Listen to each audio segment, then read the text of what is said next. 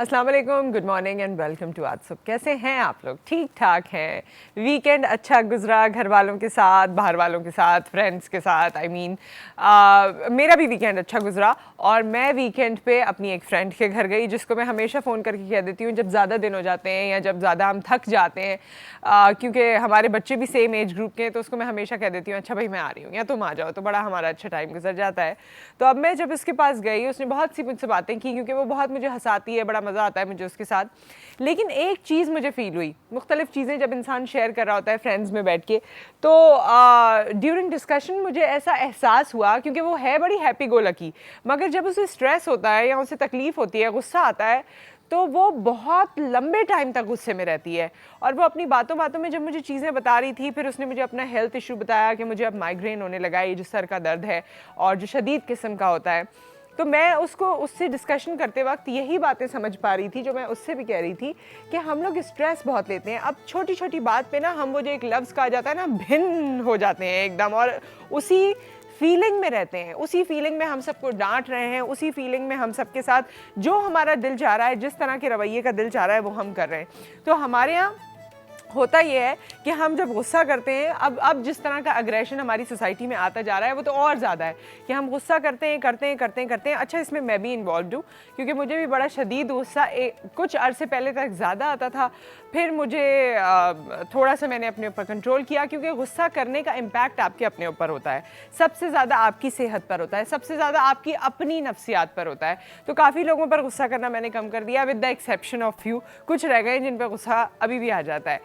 आज का मेरा सवाल आपसे ये है, क्योंकि इतना गुस्सा जो हम कर रहे हैं, कि आप गुस्से में क्या करते हैं? आप क्या करते हैं? क्या आपकी प्रैक्टिस होती है?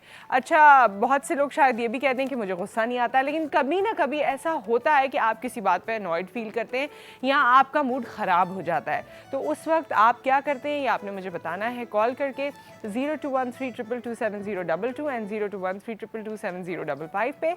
आपने मैसेज करना है हमें 2250 पे। फेसबुक पे भी आप हमसे राब्ते में रह सकते हैं, और इसके अलावा ट्विटर पे भी आप अपने कमेंट्स पोस्ट कर सकते हैं। इस वक्त हम आपको लेकर चलते हैं, आज किचन में एक बहुत ही एक्साइटिंग चीज़ बन रही है। वो क्या है, आइए देखते हैं।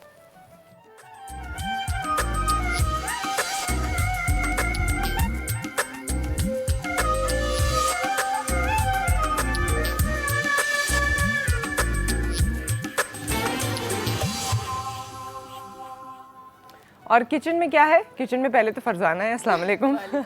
कैसी हैं आप? ठीक है। ठीक हूँ। और आज जो बन रहा है वो अमेजिंग क्यों है?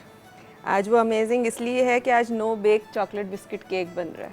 No bake chocolate biscuit cake, जिसमें बेकिंग की बिल्कुल ज़रूरत नहीं होगी। ज़रूरत नहीं है, और बहुत जल्दी बनता। तो प्रोसीजर बहुत आसान है, लेकिन उसको थोड़ा सेट होने में 2 से 3 घंटे लगते हैं। अच्छा, हाँ, वो आपको फ्रिज में रखना पड़ता है, बेक नहीं करना। लेकिन ठीक है, तो सिर्फ हम उसका जो प्रोसीजर है वो आसान है। बाकी उसको सिर्फ जो सेट होने में मैं आपको टाइम बता रही हूँ कि 2 से 3 घंटे उसको डीप फ्रीजर में रखना होता है। नहीं, फ्रिज में। फ्रिज में। हाँ। अच्छा, ओके। तो आप फ्रिज में इसको रख लेंगे और उसके बाद आपके पास ये केक बन जाएगा। फ्रिज तो आजकल अल्हम्दुलिल्लाह ज़्यादातर लोगों के पास होता ही है।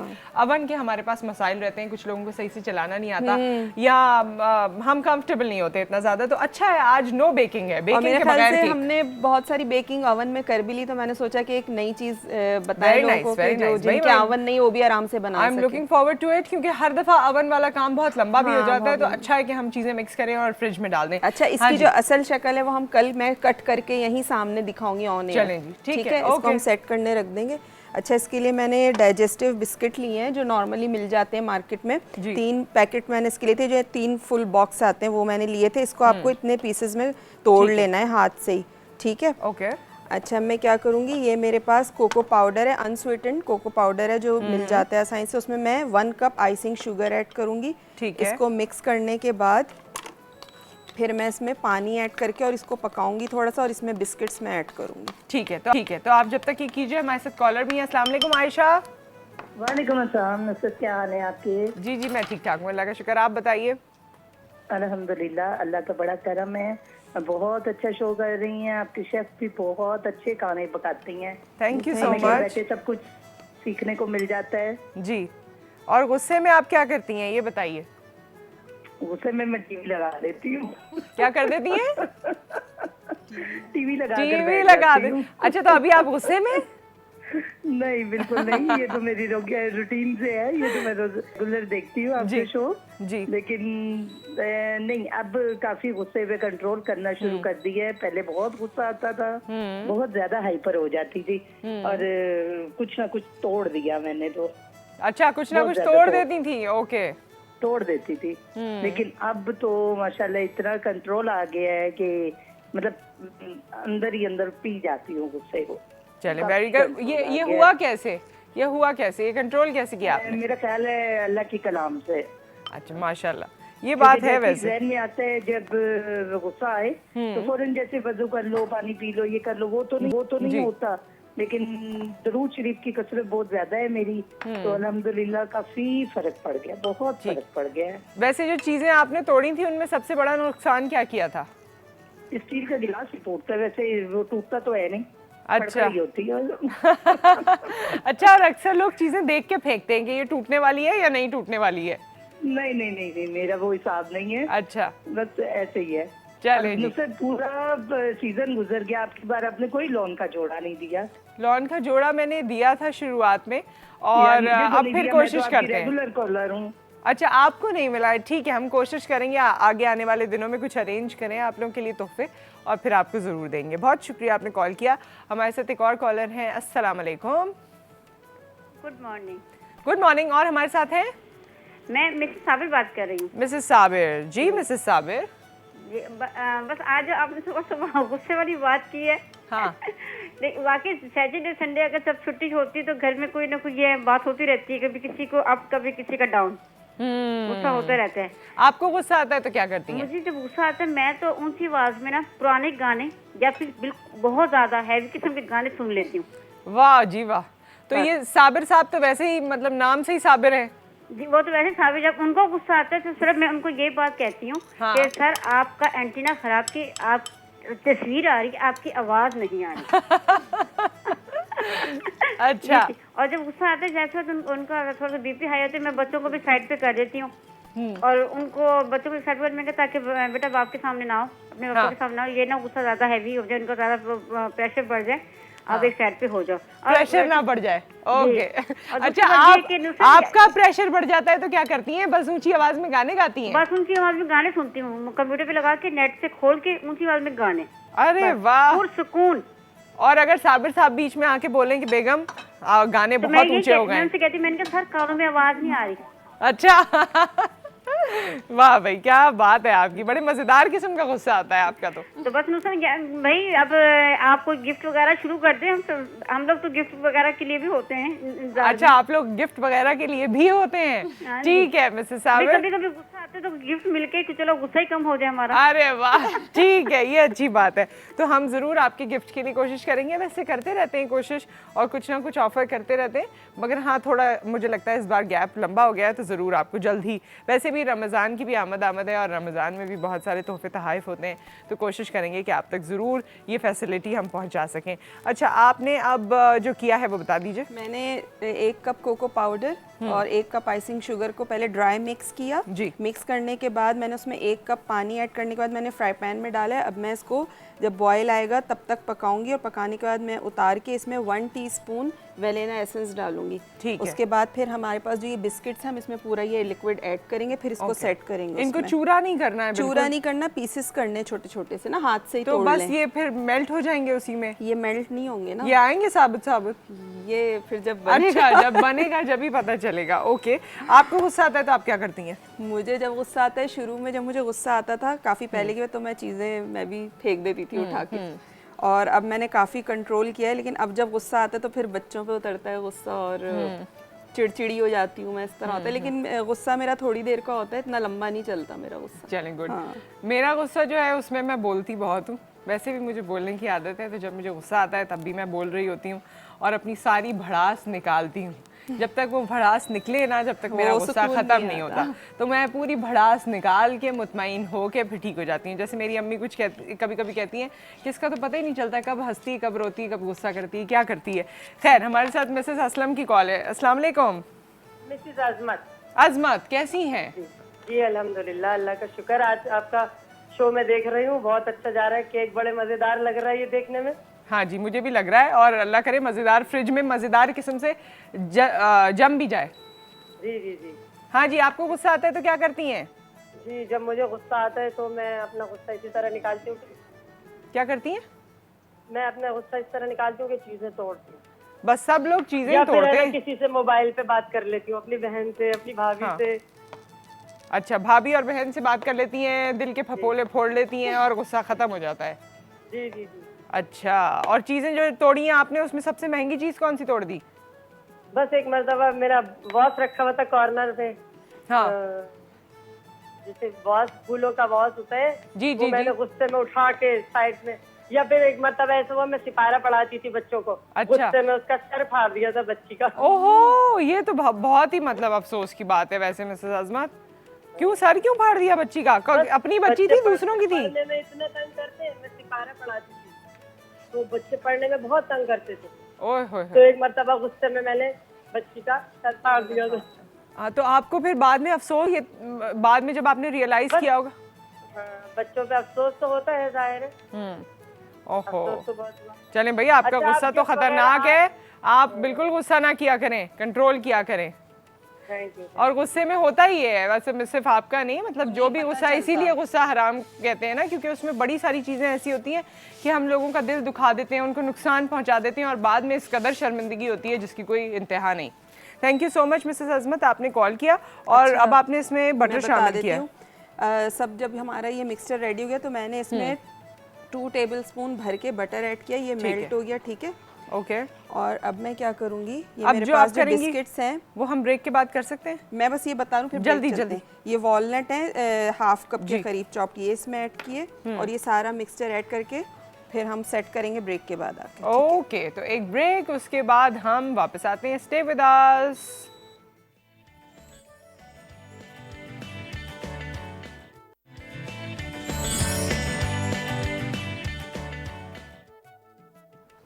Welcome back. और यहाँ पर हमारा जो केक बन रहा है वो कहाँ तक पहुँच गया है? उसका मैंने नेक्स्ट सारा जो लिक्विड था वो बिस्किट्स में ऐड किया था। बिस्किट्स में ऐड करने के बाद फिर मेरे पास ये वाला टिन है जिसके नीचे बेस नहीं है। ठीक है? अच्छा। हाँ, बेस नहीं है इसके नीचे ना, ये Okay. मैंने रखा हुआ है ऐसा।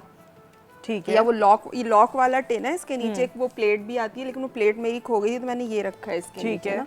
ठीक है, ये रख के और मैंने सारा इसका जो, मकसद क्या होता है? ये इस तरह क्यों होता है? इसलिए कि आपको ओह, जैसे अब आप मुझे इसको निकालना उठा है, आप उसको लेंगे। उठा लेंगे तो ओके, एज इट ओके, इज निकल आएगा केक। ठीक है। ठीक है, मेहनत वो नहीं करना पड़ेगा।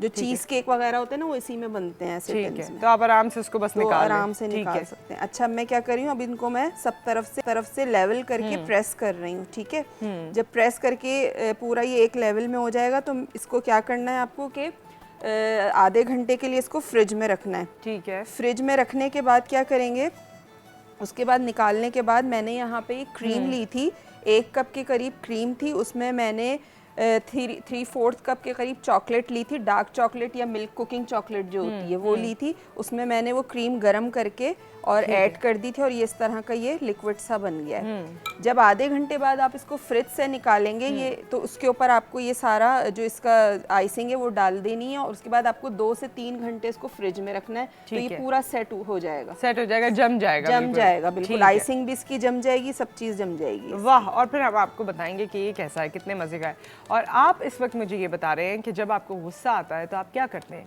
क्या चीज़ें तोड़ देते हैं? ज़्यादातर हमारी दोस्तों ने यही बताया कि वो चीज़ें तोड़ देती हैं, बच्चों की पिटाई लगाते हैं, खुद अपने साथ कुछ गलत करने की कोशिश करते हैं, गाने, जैसे हमारी एक कॉलर ने कहा कि जी मैं गाने बड़ी तेज़ आवाज़ में सुनती हूँ, इससे भी वैसे आपका जो माइंड है ना वो डाइवर्ट हो जाता है। या और कौन सी चीज़ें आप करते हैं, या कोई फार्मूला जो आपने अपनी ज़िंदगी में अपनाया हो सो दैट आपका गुस्सा कम हो जाए या गुस्से की हालत में आप कोई नुकसान ना करें। वैसे गुस्से की हालत में जब आप कोई मटेरियल नुकसान करते हैं और उसके बाद मोबाइल लोग तोड़ देते हैं, लैपटॉप गिरा दिया, ये कर दिया, वो कर दिया, उसके बाद आपको जो फीलिंग होती है ना वो एक ऐसा टाइम है जब आप अपने आप से वादा कर सकते हैं, आप इस चीज़ को रियलाइज़ कर सकते हैं कि नेक्स्ट टाइम मुझे ये हरकत नहीं करनी। तो होता है, हमसे बहुत सी चीज़ें हो जाती हैं, लेकिन वो एक टाइम ऐसा होता है कि जब आपको एम्बैरेसमेंट हो रही होती है ना कि मुझसे क्या क्या हो गया गुस्से की हालत में, उस वक्त अगर आप ये सोच लें, क्योंकि अपने ऊपर कंट्रोल हर इंसान का है और आप अपने आप को कंट्रोल कर सकते हैं ओनली इफ़ यू डिसाइड कि भाई मुझे अब कंट्रोल करना है और आइंदा में अगर मुझे गुस्सा आएगा तो मैंने ये काम नहीं अच्छा, करने। बाज़ दफ़ा ऐसा भी होता है कि कोई इतनी बड़ी चीज़ नहीं होती और हम बहुत ज़्यादा गुस्सा कर जाते हैं, बाद में रियलाइज़ होता है कि हाँ कुछ ज़्यादा ही बोल दिया या कुछ ज़्यादा ही कर दिया। हाँ, ये बच्चों के साथ ज़्यादा होता है। ख़वातीन का तो ये है कि बच्चों पे गुस्सा ज़्यादा निकल जाता है। कोई भी चीज़ हुई वो प्रेशर ट्रांसफ़र हो गया बच्चों पे या फिर हस्बैंड पे भी होता है, हस्बैंड्स के साथ भी होता है। घर आए, ऑफिस का गुस्सा है, दूसरी और टेंशन्स हैं, बेगम पे निकल गया, बच्चों पे निकल गया। लेकिन ये अच्छी चीज़ नहीं है, इट्स नॉट हेल्दी आपके रिलेशनशिप्स के लिए भी, आपके घर के माहौल के लिए भी। तो आप गुस्से को कंट्रोल करने की कोशिश किया करें। मुझे बेइंतहा गुस्सा आता था, अभी भी आ जाता है, लेकिन now I try to control it, क्योंकि मैंने तो ये खुद रियलाइज़ किया कि हमारी सेहत पे असर होता है, सर में दर्द या और इस तरह की चीज़ें। हाँ, स्ट्रेस लेवल आपका बढ़ जाता है, आप थके हुए महसूस करते हैं अपने आप को। ये तमाम चीज़ें इसीलिए होती हैं क्योंकि आपकी एग्जर्शन वो गुस्से वाली बहुत ज़्यादा हो चुकी होती है, मुझे ऐसा महसूस होता है।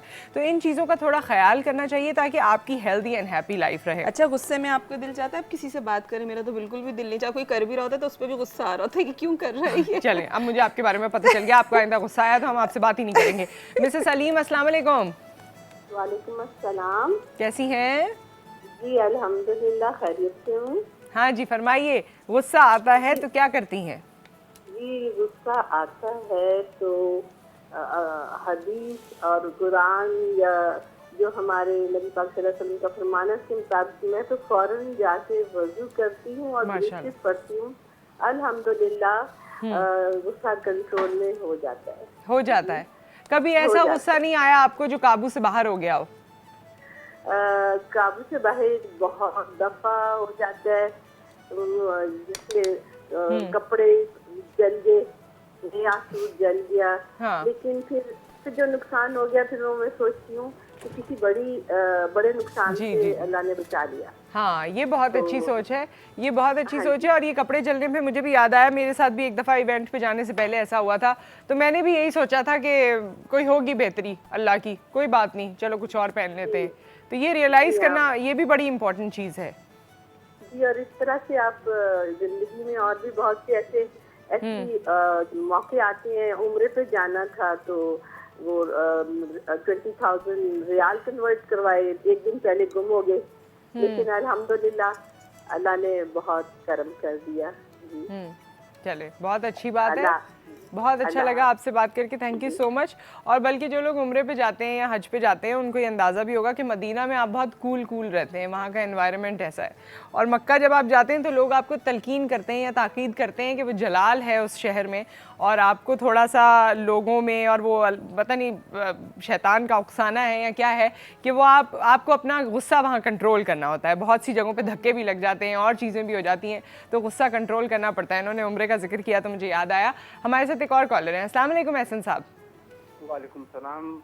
और आपने माशाल्लाह बहुत अच्छा टॉपिक रखा है, और गुस्से के हवाले से ये करूंगा कि इंसान कोशिश करे कि गुस्सा ना आए, समझदारी डेवलप कर लें। आप करते क्या हैं ये बताइए? ये सब तो अच्छी बातें हमारे बड़े भी समझाते हैं, हम भी समझते हैं, लेकिन करते क्या हैं आप गुस्से में? मैं तो अल्हम्दुलिल्लाह मुझे इतनी प्रैक्टिस हो गई है कि लोगों को पता चल गया कि उनको किस चीज से गुस्सा आता है, तो उस चीज को अवॉइड करता हूँ। और वैसे अगर कोई ज्यादा दूसरा गुस्सा कर रहा हो तो फिर अल्लाह का जिक्र शुरू कर देता हूँ दिल में, उससे मैंने देखा बड़ा फायदा होता है। और दूसरों की नसीहत चलता हूँ कि ऐसा मौका ना आए कि वो गुस्सा करें, और इंसान अपना मशगूलात अच्छे रखे। और वैसे आम मशवरा ये है, हदीस में भी है कि गुस्से के वक्त पानी पी लें, बैठ जाएं, या बैठे हैं तो लेट जाएं, यानी कुछ ना कुछ आपको अपने अंदर। असल मसला गुस्से का नहीं है, गुस्से के बाद जो फीलिंग्स होती है उससे आपका पूरा शेड्यूल डिस्टर्ब हो जाता है। असल मसला और आप उसी टेंशन में और उसी अफसुर्दगी में वक्त गुजारते हैं। बिल्कुल सही बात है। और उससे बड़ा नुकसान होता है। कोशिश करें गुस्सा ना आए, उसके लिए इल्म हासिल करें, सोचें क्यों आ रहा है, क्या उसके रूट कॉजेज हैं, और उसका पूरा ट्रीटमेंट अपने आप करें, तो इंशाल्लाह ये चीज दूर हो जाएगी। इससे बड़ा लॉस होता है फर्द का, खानदान का, कौम का। तो हम इसको अगर समझदारी से काम लें, अक्लमंदी से काम लें और अपनी प्रैक्टिस जारी रखें तो इससे निजात मिल जाएगी इंशाल्लाह ताला। Thank you so much Ahsan साहब, आपने कॉल किया। एक ब्रेक आ गया है और ब्रेक के बाद जब हम वापस आएंगे तो आज हम अपने अच्छे दांत प्यारे प्यारे दांत। और अब तो ये फैशन की एक ब्रांच आ गई है इस तरह की कि लोग बाकायदा अगर दांतों में कोई प्रॉब्लम नहीं है तब भी अपने दांत वाइट करवाने जा रहे हैं, साफ करवाने जा रहे हैं। तो हम दांतों को कैसे अच्छा चमकदार सफ़ेद रख सकते हैं, इस हवाले से हमारा नेक्स्ट सेगमेंट होगा। आगे भी बहुत इंटरेस्टिंग सेगमेंट है जो मैं आपको बताऊंगी, लेकिन ये फाइनल स्टेप देख लीजिए और उसके बाद हम ब्रेक पर जा रहे हैं। ये बस मैंने इस तरह पूरा सेट कर दिया है, सही है। आधे घंटे बाद मैं इसको निकाल के, ये हमारी आइसिंग जो है इस तरह मैं पूरी इसके ऊपर डाल के, और आप 3 घंटे के लिए इसको फ्रिज में रख देंगे बस। ठीक है, thank you so much Farzana. और मेरे ख्याल में फिर ये क्योंकि जमना है और फरजाना का ये कहना है कि मैं कल लाजमी दिखाऊंगी, तो ये आपको ऑन एयर दिखाएंगी। एक ब्रेक, उसके बाद अपने दांतों पे फोकस कीजिए। कोई आपका सवाल है, यू कैन कॉल इन। हमारे डॉक्टर हमारे साथ मौजूद होंगे आफ्टर द ब्रेक।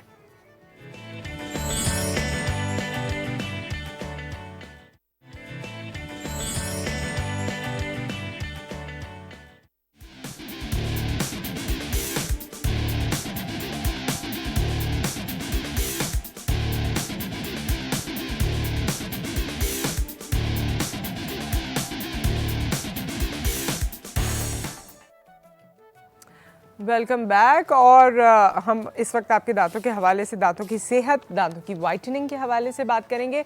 हमारे साथ डॉक्टर साहब मौजूद हैं, उनका तारुफ मैं करवाती हूँ। हमारे साथ डॉक्टर गुलाम मुस्तफ़ा भट्ट साहब मौजूद हैं, chairman and managing trustee Bhittai medical and dental college.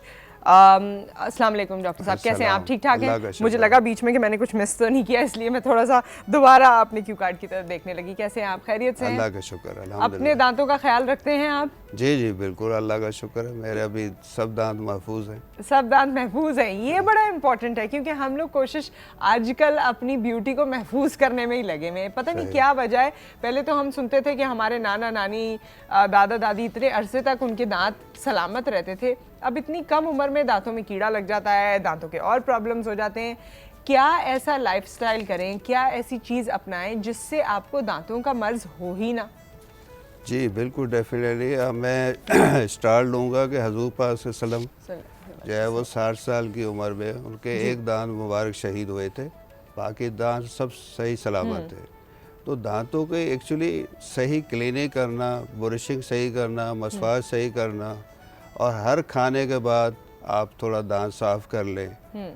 दूसरी अहम बात यह है कि पहले के ज़माने में कुछ कोर्स डाइट, रफ डाइट ज़्यादा यूज़ की जाती थी, जैसे इवन गन्ने भी चूसते थे।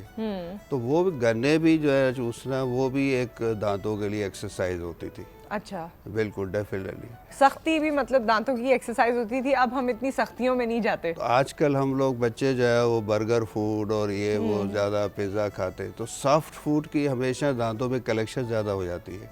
ओके। तो वो फिर ब्रशिंग से भी नहीं जाती, और आस्ता आस्ता वो जमा हो जाती है और प्लेक भी जमा हो जाता है, फिर वो बीमारियां शुरू हो जाती हैं। लेकिन अगर सुबह और शाम ब्रश कर रहे हों तो उससे तो नहीं जमा होना चाहिए। अगर सही से प्रॉपर ब्रशिंग कर रहे हैं, सुबह शाम कर रहे हैं, तो फिर तो आपके पास चांसेस कम होते हैं ना कि दांत में तकलीफ होगी या प्लेक जमा होगा। सही ब्रशिंग का जो है ना क्राइटेरिया यह है कि वो वाकई सही ब्रश कर रहे हों। जी। ज़्यादातर मैंने देखा है कि वो सही ब्रशिंग नहीं कर रहे होते, और वो जल्दी जल्दी दांत को बस ब्रश कर रहे हैं। एक्चुअली वो सही का मकसद है कि 3-4 मिनट्स आप लगाएं, और एक ख़ास मेथड है, रोल मेथड, उससे ब्रशिंग करें कि वाकई आपके दांतों में जो खाया पिया है वो निकल जाए। ठीक है। मुझे नहीं लगता कि इंशाल्लाह ताला आपके 60 साल 80 साल तक भी दांत ज़ाया हो, अगर सही आपको हिफाजत करना आ जाए तो। अगर आपका कोई सवाल है तो आप डॉक्टर साहब से कर सकते हैं अपने दांतों के हवाले से। और एक और चीज़ मैं बताना चाहती हूँ मीरपुर ख़ास के लोगों के लिए, ख़ास तौर पे क्योंकि Bhittai dental and medical college वहीं पर है। और अगर आज के प्रोग्राम में आप हमें कॉल करते हैं, अपना मसला बताते हैं, रहते आप मीरपुर ख़ास में या उसके इर्द गिर्द भी रहते हैं, अगर मीरपुर ख़ास जा सकते हैं तो डॉक्टर साहब आपको फ्री इलाज ऑफ़र कर रहे हैं आपके दांतों के हवाले से। आप हमें कॉल कीजिए, डॉक्टर साहब से बात कीजिए, अपना नाम यहाँ रजिस्टर करवाइए, और अगर आपका कोई भी प्रॉब्लम है दांतों के हवाले से तो वो आप जाके मीरपुर खास में करवा सकते हैं। अच्छा, क्या लोग मीरपुर खास में, क्योंकि हम ये सोचते हैं बड़े शहरों में बैठ के कि पता नहीं बाकी जो छोटे शहर हैं या गांव हैं वहाँ लोग बस तकलीफ के वक्त ही आते होंगे, क्या वहाँ पर अवेयरनेस आई है कि जी दांतों की और भी सफाई की ज़रूरत है, या दांत पीले हो गए हैं तो चलो चल के इनको साफ़ करते हैं और सफ़ेद करते हैं? जी जी, मीरपुर खास में अवेयरनेस तो आई है, लेकिन अभी परसेंटेज लो है, बहुत ज़्यादा लो है। लेकिन ज़्यादातर लोग जो है ना, जब तकलीफ़ होती है फिर ही आते हैं, और तकलीफ़ से पहले अगर 6 महीने साल में अगर चेकअप करा लिया जाए तो बहुत सारी बीमारियों से बचा जा सकता है। ठीक है। अब दांतों में जो आम वर्ड समझाने के लिए यूज होता है कि कीड़ा लग गया, वो एक कीड़ा एक्चुअली नहीं होता है, कैविटी बन जाती है। जी। अब वो कैविटी अगर पहले से ही नज़र आ जाए तो सिंपल फिलिंग से काम चल जाता है, लेकिन वो जैसे ही कैविटी डीप होती है, अंदर नर्व इन्वॉल्वमेंट होती है, तो फिर पेन शुरू हो जाता है। जब तक गहरा पेन ना हो हम डॉक्टर के पास जाते नहीं जाते हैं। हाँ। तो उससे पहले पहले जाएं तो इंशाल्लाह ताला आपका दांत ट्रीटमेंट हो जाएगा और बगैर किसी मेडिसिन के हो जाएगा। एक अकल दाढ़ का आजकल बहुत प्रॉब्लम है, बल्कि बड़े अरसे से प्रॉब्लम है। साला साल आपको दर्द रहता है, कभी दर्द उठा, कुछ लोग लौंग रख लेते हैं, कुछ एस्पिरिन की कुछ गोलियां वगैरह प्रेस्क्राइब की हुई होती हैं वो रख लेते हैं और बस उसका टाइम निकाल देते हैं, वो दर्द सही हो गया, फिर 4-6 महीने निकल गए, फिर दर्द उठा। तो ये अकल दाढ़ की क्या साइंस है? अकल दाढ़ एक्चुअली जो है वो ये जो एस्पिरिन रखना ये तो बहुत गलत बात है, क्योंकि एस्पिरिन उस एरिया को जो है ना बर्न कर देगी, जला देगी। अच्छा। एस्पिरिन खा सकते हैं, वैसे एक्चुअली जब पेन हो रहा होता है ना, जी चाह रहा होता है कि उस एरिया में कोई चीज़ रख दें और पेन ख़त्म हो जाए। लौंग का वेस्ट पे फिर भी रख सकते हैं। दूसरी बात आपने कहा कि अक्ल दाढ़ के जो प्रॉब्लम है, वो अक्ल दाढ़ के प्रॉब्लम ये है कि ज़्यादातर देखा गया है with the time, passage of time, कि लोगों के जो मैग्जिला और मैंडिबल जो हड्डी है उसकी ग्रोथ जो है ना कम होती है। अब अक्ल दाढ़ को आने की वहाँ जगह नहीं मिल रही होती। अच्छा। तो वो हम वर्ड एक यूज़ कर देते हैं कि इम्पैक्टेड हो जाती है, फंस जाती है वहाँ। हाँ। तो या तो उनको निकलवाना पड़ता है या फिर उनको एक एक्सरसाइज अच्छी हो कि वो दांत अपनी जगह पे आए। अच्छा, ये अकल दाढ़ इतनी मुश्किल क्यों है इसका निकलना, या इसकी इम्पोर्टेंस क्या है? कभी हमने इम्पोर्टेंस तो जानने की कोशिश नहीं की, बस तकलीफ के बारे में ही सुना कि जी टेढ़ी निकल रही है, ऐसा हो रहा है, वैसा हो रहा है। अक्ल दाढ़ तो वैसे भी अक्ल का नाम इसलिए लिंक हो गया है कि वो आती 17 to 22 ईयर्स के दरमियान है जी। तो इसलिए वो आदमी को विजडम जो है ना वो इस एज में आ रहा होता है, तो इसलिए मैच्योरिटी की तरफ जब आप जा रहे होते हैं जब आती है, इसीलिए अकल दाढ़ है। इंग्लिश में इनका नाम विजडम टूथ रखा गया है, उर्दू में हम अकल दाढ़ कहते हैं जी। दूसरी बात ये है कि ये प्रॉब्लम क्यों दे रही है? प्रॉब्लम इसलिए दे रही है कि उनको जगह सही नहीं मिल पा रही होती। ठीक है, तो इसलिए वो प्रॉब्लम दे रही होती ठीक है। इसको आगे हम थोड़ा कंटिन्यू भी करते हैं। रशीद साहब की कॉल है। अस्सलाम वालेकुम। अस्सलाम वालेकुम। वालेकुम जी रशीद साहब, क्या सवाल है आपका? जी, मेरे दांत है ना, I am 63, my name is Rashid ji. मेरे दांत तो सारे हैं अल्हम्दुलिल्लाह, जी। मगर उनकी टुकड़ियां निकल रही हैं। अच्छा।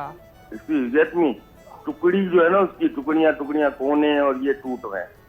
अच्छा, आप कोई सवाल करना चाहते हैं या हम जवाब जी, और मैं देंगे? ये पूछ रहा नहीं, हूँ, मैं जवाब देना चाहूँ। ठीक है, हमें आपकी बात समझ आ गई है रशीद साहब, हम ऑन एयर आपको जवाब देते हैं। बहुत शुक्रिया आपने कॉल किया जी।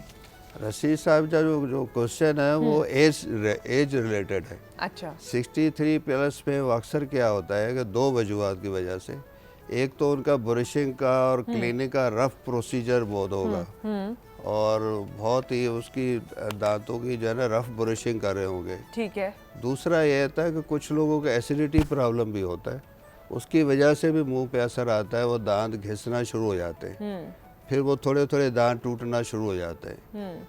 फिर भी वो दिखाना चाहेंगे तो हम देख के ज़रा ज़्यादा अच्छे तरीके से बता सकते हैं। ठीक है। मैं कराची में एक गुलशन इकबाल में मुस्तफ़ा डेंटल हॉस्पिटल है, वहाँ मैं 3 दिन प्रैक्टिस करता हूँ। अच्छा। वहाँ आएंगे तो इंशाल्लाह देख के बता दें। ओके। और हमारे साथ हैं इस वक्त राजा आज़ाद साहब। अस्सलाम वालेकुम। जी वालेकुम अस्सलाम। आपकी तबीयत कैसी है? हाँ नुसरत साहिबा, तबीयत तो नर्म गर्म बहुत ज़्यादा बिगड़ गई थी, अभी फिर भी सही है रात से। तो अब मैं आज डॉक्टर साहब बैठे हैं, उनको अस्सलाम वालेकुम मेरी तरफ से। वालेकुम सलाम। हाँ, डॉक्टर साहब से एक सवाल भी करना था नुसरत साहिबा जी, आपके प्रोग्राम कीजिए। के तवज्जुह से, कि जो हम ये अपने दांतों को जो सुबह ही सुबह उठ के साफ करते हैं और रात को बगैर साफ किए सो जाते हैं, सबसे बड़ा अहम बच्चों में और बड़ों में मसला है। पाकिस्तान का सबसे बड़ा जो निजी प्रॉब्लम है, छोटा हो या बड़ा, उम्र में इसकी कोई कैद नहीं है, ये हर शख्स दांतों की बीमारी में है। उसकी वजह यह है कि हमारे यहाँ जो बाहर प्रोडक्ट बिक रही हैं, छालियाँ हैं, गम्स हैं, चिंगम है, टॉफी है, तो ये बच्चों में पाई जाती है।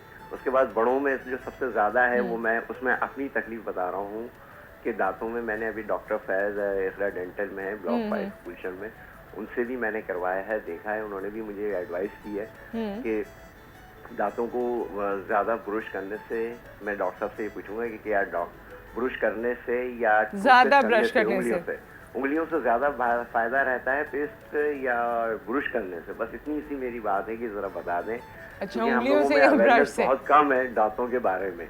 ठीक है, थैंक यू सो मच, आपने हमें कॉल किया। एक ब्रेक यहाँ पर आ गया है। ब्रेक के बाद राजा आज़ाद साहब का ये जो सवाल है, और होता है कुछ ऐसे मंजन होते थे जो हम उंगलियों से किया करते थे, बचपन की बात हो गई। अब उस तरह की चीज़ें इतनी अवेलेबल नहीं हैं, अब तो नए नए तरह के ब्रशेस आ गए हैं। तो क्या आज भी वही मंजन उस तरह से हो सकता है या फिर ब्रश ही करने की ज़रूरत है? एक ब्रेक, उसके बाद हम वापस आते हैं।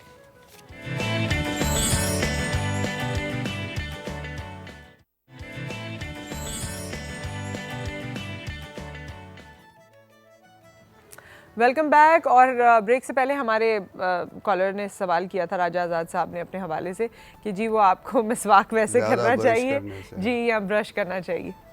नहीं, देखें, असल चीज़ ये है कि मसवाक का भी हदीस का हमें रूह समझना चाहिए। रूह ये है कि दांत साफ़ रहें। अब वो मसवाक के ज़रिए कर लें, टूथब्रश से कर लें, नो इशू। असल चीज़ है साफ़ होना चाहिए। सही। दूसरी बात ये है कि कुछ लोग कुछ मेथड्स इस तरह के इस्तेमाल करते हैं, मंजन है, ये चीज़ें हैं, उससे फिर वो जो पहले कॉलर ने क्वेश्चन किया था ना, मेरे दांत जो है वो घिस रहे हैं, वो उससे फिर दांत घिसना शुरू हो जाते हैं, दांतों में गड़े पड़ना शुरू हो जाते हैं। मतलब ऐसा जुल्म भी ना करें ना कि दांतों को इतनी जोर जोर से आप घिसें या ऐसे साफ करें। नॉर्मल प्रोसीजर है। हाँ। आप सुबह ब्रश करें, रात को सोने से पहले करें, क्योंकि रात को अगर ब्रश किए बगैर आप सो गए तो रात को जो भी खाया पिया है वहाँ जमा होगा, वहाँ एसिड सीक्रेशन होगी, फिर दांत में वो कीड़ा लग जाएगा। अच्छा, अगर चले अब, क्योंकि हमारे पास मुख्तसर वक्त ही रह गया है, अगर इशू हो ही जाता है, कोई मसला हो ही गया आपके दांतों में, ये तो आपने तमाम तजावीज़ दे दी कि ना हो, तो फिर क्या करेंगे? फिर जैसे अगर दांतों में डिके हो जाता है तो उसको आपको 6 महीने साल के बाद डेंटिस्ट को चेक कराना चाहिए। जैसे ही वो डिके हो जाता है, कैविटी बन जाती है, तो एक सिंपल फिलिंग से ट्रीटमेंट हो जाता है। ठीक है। लोग क्या करते हैं कि डिके को बढ़ने देते हैं, वो डीप होता रहता है और फिर वो नर्व की इन्वॉल्वमेंट होती है, फिर पेन होता है, फिर रूट कैनाल कराना पड़ता है। अच्छा, ये तो एक चीज़ हो गई, इसके अलावा भी बड़ी सारी चीज़ें होती हैं दांतों के मसाइल में। इसके अलावा दांतों में जो आप ब्रशेज सही नहीं करते तो प्लेक जमा हो जाता है, फिर आम लोगों को हम समझाने की खातिर कहते हैं पारिया हो गया। अच्छा। दांतों में ब्लीडिंग हो गई, मसूड़े सूज रहे हैं, वो भी इसलिए होते हैं कि आप प्लेक को जमा रहने देते हैं। पहली बात तो ब्रशिंग इतना अच्छा होना चाहिए कि प्लेक जमा ना हो। ओके। दूसरी बात, अगर जमा हो गया है तो जाके स्केलिंग पॉलिशिंग करवा लें। ठीक है। तो वो इंशाल्लाह। अच्छा, स्केलिंग के बारे में वैसे ये मुझे तो लगता है कि शायद मिसकंसेप्शन है, लेकिन स्केलिंग के बारे में कहा जाता है कि अगर स्केलिंग करवाई तो उसके बाद दांत कमज़ोर हो जाएंगे, उसमें ठंडा गर्म लगना शुरू हो जाता है। बल्कि नहीं करवाएंगे तो कमज़ोर हो जाएंगे। अच्छा। क्योंकि स्केलिंग का मकसद है, इंग्लिश का वर्ड है, स्केल ऑफ कर देना, कि जो चीज़ आपकी फॉरेन बॉडी वहाँ जमा हो गई है, ठीक है, उसको रिमूव करना है। ठीक है, हमारे साथ एक कॉलर है। अस्सलाम वालेकुम। वालेकुम सलाम जी अब्दुल रब साहब, वक्त हमारे पास कम है, आपका क्या सवाल है? सवाल यह है कि मेरा बेटा है 8 साल का। हाँ जी। इसका दांत जो है, जो गिर जाते हैं बच्चों के दांत, वो निकलने में 8 महीने 9 महीने तक दांत ही नहीं निकलता है। इसकी क्या वजह है, रीजन क्या है इसका, ये पूछना था डॉक्टर साहब। अच्छा, ठीक है, हम ऑन एयर आपको जवाब देते हैं। Thank you so much. ये होता है वैसे, और माँ बाप सोचते हैं पता नहीं आएगा भी या नहीं आएगा। बच्चों के बारे में जो है ना, प्रॉब्लम बहुत है ये कि बच्चों का केयर नहीं करते। हर मीठा जो भी चीज़ें हैं, अनहाइजीनिक चीज़ें हैं, स्टैंडर्ड की चीज़ें नहीं है, हर वक्त मुंह में रखते हैं, तो उससे बच्चों को डिके हो जाता है। डिके होने की सूरत में क्या होता है कि दांत जो है ना, वो फिर एब्सेस भी पड़ जाती है। दांत या तो जल्दी निकलवाना पड़ जाता है या जल्दी गिर जाता है। दोनों सूरतों में जो नीचे से कुदरत का एक प्रोसीजर है जी, कि दूध का दांत गिरेगा, नीचे से परमानेंट दांत आएगा। तो इनका तो बच्चा 8 साल का है, अब उसका दांत अगर गिरा है तो वो क्यों टाइम लग रहा है आने में उसको? दूसरा ये है कि कुछ बच्चों के दांत 7 साल में निकल आते हैं, कुछ बच्चों के दांत 8 और 9 साल के दरमियान निकलते हैं। इसमें कोई परेशानी की बात नहीं है। ठीक है, परेशानी की कोई बात नहीं है भाई, डॉक्टर साहब ने कह दिया। और बहुत सी चीज़ें जो हैं वो अपने नेचुरल तरीके से होती हैं, लेकिन माँ बाप को थोड़ी जल्दी भी होती है और थोड़ी परेशानी भी ज़्यादा हो जाती है। Thank you so much doctor साहब, आप हमारे साथ मौजूद रहे। डॉक्टर साहब भी मुझसे ब्रेक में बात कर रहे थे जो हमारा अगला सेगमेंट है उसके बारे में, और उस अगले सेगमेंट में आज तक बहुत दफ़ा हुआ है कि हम अपने शोज़ में कुछ गाड़ियाँ मुतारिफ़ कराते रहे हैं। वो गाड़ियाँ जो हमारे स्टूडेंट्स का शायद ईयरली प्रोजेक्ट होता है। इंजीनियरिंग स्टूडेंट्स मुख्तलिफ इनोवेशंस करते हैं, मुख्तलिफ चीज़ें करके और नई किस्म की गाड़ी बनाते हैं। आज की जो गाड़ी है, मैंने सुना है कि वो पाकिस्तान की पहली फार्मूला इलेक्ट्रिक कार है और उसको सपोर्ट भी एक इदारा कर रहा है, जिसके बारे में जिसकी तफसीलात मैं आपको राइट आफ्टर दिस ब्रेक बताऊँगी।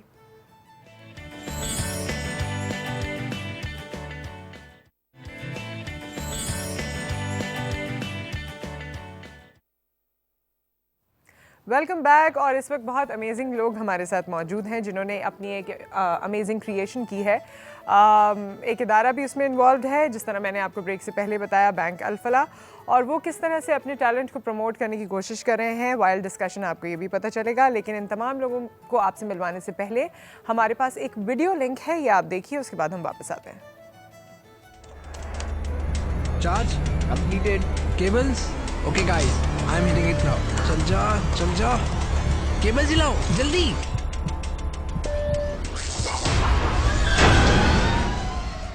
हम पांचों की दुनिया ही अलग थी, कुछ भी कॉमन नहीं था एक्सेप्ट वन थिंग।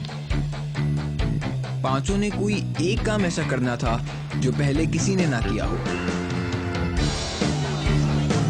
जहां वो रेस खत्म हुई, वहीं हमारी दोस्ती शुरू हुई और साथ प्रोजेक्ट भी।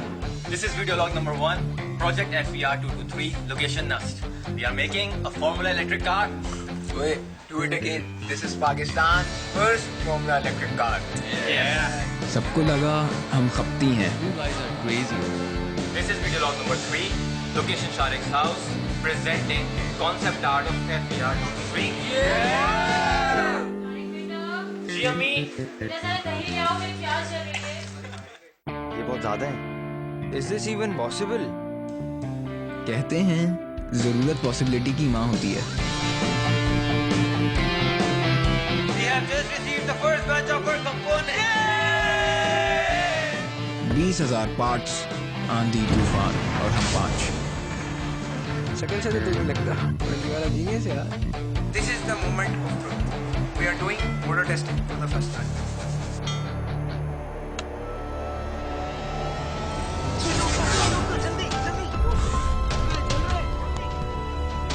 मोटर टेस्टिंग फेल हुई, हमें लगा हम भी फेल हो गए। इसे कबाड़ियों को देते, अगले सेमेस्टर की फीस ही निकल आएगी। तो पहले कह रहा था फेल प्रोजेक्ट है। यार सेल की प्राइस का तुम्हें भी पता है, तुम्हें भी पता है, कहाँ से आएंगे पैसे? ये तो पहले सोचना था ना सबको, कोई तो तरीका होगा। चैलेंज हमसे बड़ा था, इरादा हमारा उससे भी बड़ा। Listen, I figured out a way. एक चीज तय थी, हार नहीं ना, फिर ना दिन देखा ना रात, सर पर बस एक चीज सवार थी, Pakistan first formula electric car. This is our final video log, and you're probably the happiest boys on earth. Yeah! और जो कहते थे ये गाड़ी नहीं बनेगी, ये उनके लिए।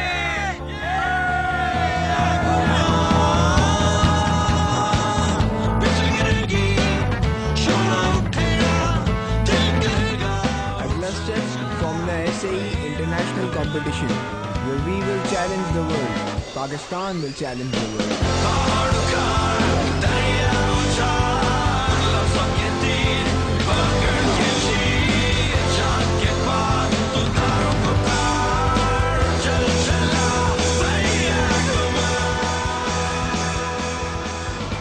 Conclusion, रास्ता हर बार मिलता नहीं, बनाना पड़ता है। Very beautiful. और इनको तो मैं तालियां, अपने लिए भी तालियां बजाएं भाई, सब मिलके तालियां बजाएं। आपको हम तालियों के साथ वेलकम करते हैं। और ये जो 5 लोगों का जिक्र हुआ, 5 लोग भी हमारे साथ मौजूद हैं और बैंक अल-फलाह के रिप्रेजेंटेटिव भी हमारे साथ मौजूद हैं। हम आपको इंट्रोडक्शन करवाते हैं। सबसे पहले अब्दुल अलीम हमारे साथ टीम कैप्टन है। एक तो बात मैं ये भी बताती चलूँ कि ये सारे स्टूडेंट्स जो इस वक्त हमारे साथ मौजूद हैं, ये नस्ट PNEC से इनका ताल्लुक है। टीम कैप्टन के बाद हमारे साथ हैं Mohammad Ehsan Lakhani, director mechanical, then we have Imran Riaz Mazari, director electrical, and Mohammad Shariq Waqar, director marketing, marketing and Mohammad Tahir Rizvi director communication. और हमारे साथ मौजूद हैं अली मुस्तनसर साहब जो कि CMO हैं बैंक अल-फलाह के। और आपको मैं मुबारकबाद देती हूँ क्योंकि बैंक अल-फलाह को मैंने देखा है मेरे एक्सपीरियंस में जो रहा कि एंटरटेनमेंट हो, स्पोर्ट हो या फिर अब ये हमारा यूथ हो, आप लोग कोशिश करते हैं कि आप उनका साथ दें। आपकी तरफ की स्टोरी जो है वो मैं बाद में जानती हूँ, पहले हम इनसे आगाज़ करते हैं क्योंकि पाकिस्तान की पहली फार्मूला इलेक्ट्रिक कार है, ये पहली इलेक्ट्रिक कार है। और क्या है इस कार में, ये कैसे डिफरेंट है, ज़रा इसके बारे में बताइए, प्रोजेक्ट के बारे में बताइए अपने। मैम बेसिकली हमने इस प्रोजेक्ट को स्टार्ट किया around 11 months ago. So at that time जो है हम लोगों ने सबसे पहले हम 5 लोग मिले थे जी, और हम लोगों ने अपनी एक टीम बनाई थी। आफ्टर दैट हमारा एक रिक्रूटमेंट फेस हुआ था जिसमें हमने from the university recruitment drive की थी और एक टीम मैन्युफैक्चर की थी। ओके उस टीम के हमने एक सेक्शंस किए थे। उस टीम में मुख्तलिफ सेक्शंस हैं, like some are working in the GLV system, some are in the power train system. After that हमें ऑफ कोर्स जो बैंक अल-फलाह है उसकी सपोर्ट मिली बिकॉज जो ये प्रोजेक्ट है इट्स नॉट स्मॉल वन कि आप अपने पेरेंट्स से या आप अपनी पॉकेट से इस प्रोजेक्ट को कवर कर सकें। सो बेसिकली जब बैंक अल-फलाह हमारे साथ सपोर्ट में है सो अच्छा, बैंक अल-फलाह की तरफ की स्टोरी जिन्होंने अप्रोच किया मैं उनसे सुनूंगी, लेकिन एक चीज़ आप लोग बताइए कि ये आपने कैसे सोचा, क्योंकि ये अगर पहली इलेक्ट्रिक कार है, इससे पहले तो इसकी कोई ऐसी प्रेसिडेंट मौजूद नहीं होगी, कोई ऐसी एग्जाम्पल मौजूद नहीं होगी, तो कैसे आप क्या किया, ये आपके ड्यूरिंग पढ़ाई आप लोगों के जहन में आया, आपके प्रोफेसर्स, आपके टीचर्स उन्होंने इनकलकेट किया आप लोगों में ये? ओके मैम, बेसिकली ये एक फार्मूला इवेंट्स हैं। ये फार्मूला इवेंट्स की चेन है जो पूरे वर्ल्ड में 9 डिफरेंट कंट्रीज़ में होती है। So it's the international event, तो हर इंजीनियरिंग स्टूडेंट को ऑलमोस्ट इसका एक आइडिया होता है कि ये किस तरह वर्क करता है। So we also see that idea, और फिर जब हमने वो आइडिया देखा सो ऑफ कोर्स हमारे फैकल्टी एडवाइज़र हैं डॉक्टर फैसल आमिर, तो हमने उनके साथ जाके बात की और फिर हमने इस प्रोजेक्ट को जो है वो स्टार्ट किया।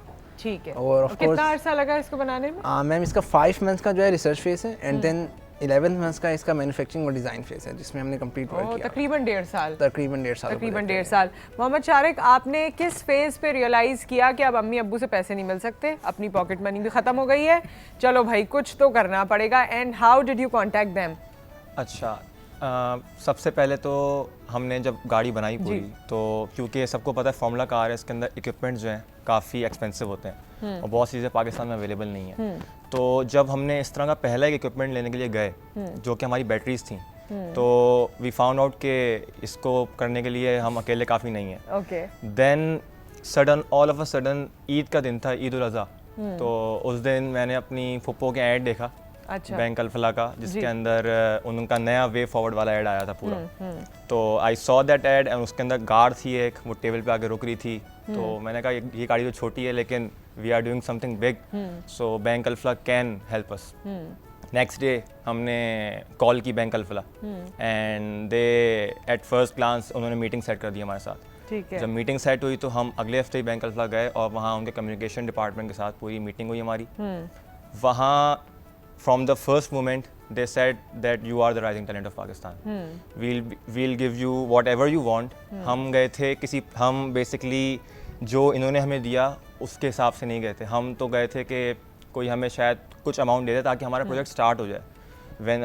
when we went there तो they said we are taking up the whole project and just believe in yourself, just do it and you are the rising talent. That was the point कि हमें पता था कि now अब हम कर लेंगे। Yeah, truly the way is forward. Okay, very nice, all the best to you for that.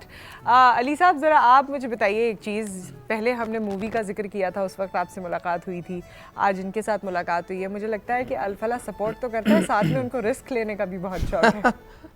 हाँ, वैसे सही कह रही हैं आप। आई गेस वो हमारे ब्रांड के साथ जाता है जी, फलाह के साथ जाता है, फलाह के साथ जाता है, प्लस जो हमारा जो ये नया रेड ब्रांड है, given our age as well, we're only 18, तो इसलिए रिस्क टेकिंग एबिलिटी थोड़ी ज़्यादा है हमें।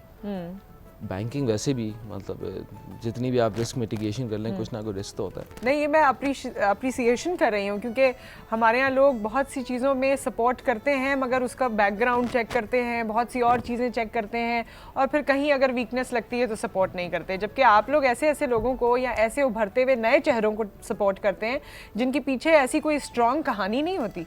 हमारा आई थिंक फ़लसफ़ा थोड़ा सा फ़र्क है, ये कि रिस्क है, बेशक है, जब उनको सपोर्ट किया ज़ाहिर हमने इनसे कहा कि कर दोगे कि डू इट, बट अगर खुदा न खास्ता ना भी होता ठीक है, एटलीस्ट दे ट्राइड, अब वो उम्र भर का हमें वो गिल्ट नहीं रहता कि आए थे बेचारे ये लड़के और हमने नहीं हेल्प की, क्या अगर वो कर देते तो। But so far I guess we been very successful. क्या अब आपको आगे क्या उम्मीद है इनसे? ये तो एक कार बन गई, आगे क्या उम्मीद है आपकी? देखिए इनके लिए ये जा रहे हैं नेब्रास्का अपने इंटरनेशनल कंपटीशन के लिए, और हमारी दुआ है कि वो जीत लें। बट हमारी फीलिंग ये है कि जिस स्टेज तक पहुँचे हैं वही बहुत बड़ी चीज़ है, बहुत बड़ी जीत है। बहुत यंग हैं ये लड़के, they've got their entire lives ahead of them। तो हम तो ये सोच रहे हैं कि ये पता नहीं क्या क्या कर लेंगे। आज तक इनोवेशन हम सिर्फ यूएस से देखते हैं या यूरोप से देखते हैं, पर इंशाल्लाह इस एरिया में मे बी पाकिस्तान से ये हैं लड़के जो और काफ़ी चीज़ें करेंगे। अच्छा, ये वीडियो में जो गाड़ी चला रहा था वो कौन था तुम लोगों में से? I am the driver. अच्छा, आप ड्राइवर हैं। कैसा लग रहा था गाड़ी चला के? बहुत अच्छी फीलिंग, बहुत डिफरेंट फीलिंग। आप वैसे भी चलाते होंगे ना, ड्राइव करते होंगे गाड़ी, तो क्या फ़र्क है आपकी गाड़ी में और नॉर्मल गाड़ी में जब आप चलाते हैं? मैम जी ये वाली गाड़ी है, this is an open cockpit car, you face the wind while you driving it, तो उसका एक डिफरेंट एक्सपीरियंस होता है। And then it's your own build car, अपने हाथ की बनी हुई है, तो उसकी फीलिंग इज अनएक्सप्लेनेबल। इससे मोहब्बत बहुत है जो बात। अच्छा, एक चीज़ आपने मुझे बतानी है, एक ब्रेक आ गया है, ब्रेक के बाद जब हम वापस आएंगे तो आपने मुझे ये बताना है कि इस कार का फ्यूचर क्या है। बहुत खूबसूरती से, बहुत मोहब्बत से आप अपनी चीज़ें बनाते हैं और फिर आप उस बेबी को बड़ा होते हुए देखना चाहते हैं। तो is there any future of this car? क्या कोई ऐसी चीज़ है कि आइंदा आपसे छोटे भी ये गाड़ी को चला सकेंगे या हम भी इस गाड़ी को चला सकेंगे? क्या ये इतना वायबल है? इस बारे में हम बात करेंगे आफ्टर दिस ब्रेक।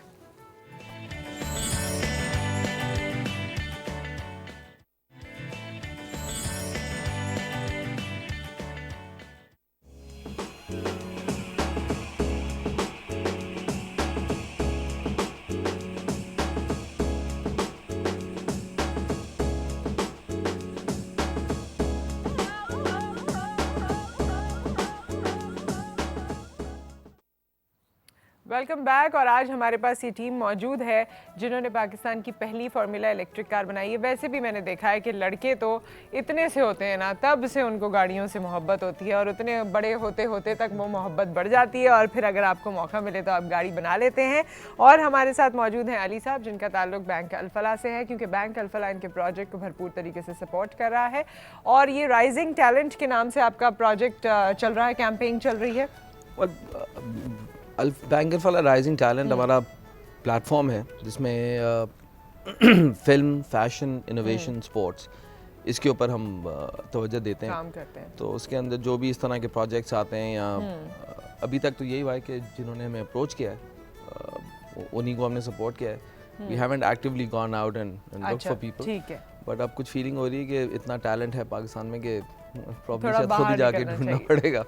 अच्छा तहा, आपने हमें बताना था, जो मेरा सवाल पेंडिंग था, कि इसका फ्यूचर क्या है आपकी इस गाड़ी का?